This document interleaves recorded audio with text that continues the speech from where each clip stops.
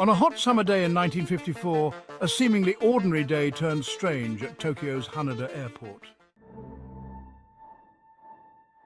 Among the passengers streaming through customs, one man stood out, not because of his appearance, which was businesslike and ordinary, but because of the peculiar documents he carried.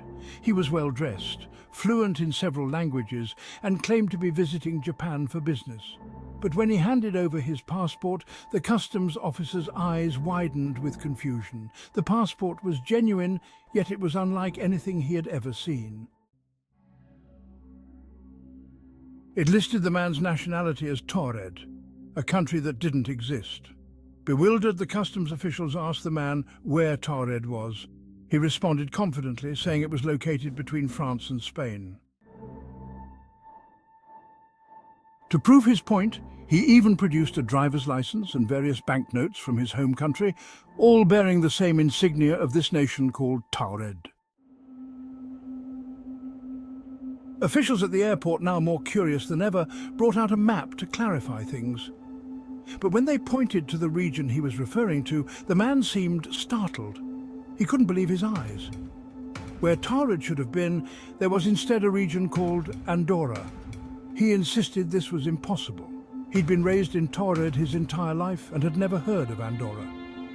As the hours ticked by, the man's frustration grew. He showed officials his travel visa, business documents, and stamps on his passport from previous international trips, proving he had traveled widely across Europe. Everything was authentic, yet none of it aligned with anything the officials knew. Concerned and bewildered, the officials decided to detain the man in a hotel room for the night while they sorted out the situation. They placed guards outside his door to ensure he couldn't leave, thinking that maybe he was a spy or involved in some elaborate hoax. But the next morning, when they went to retrieve him, the room was empty.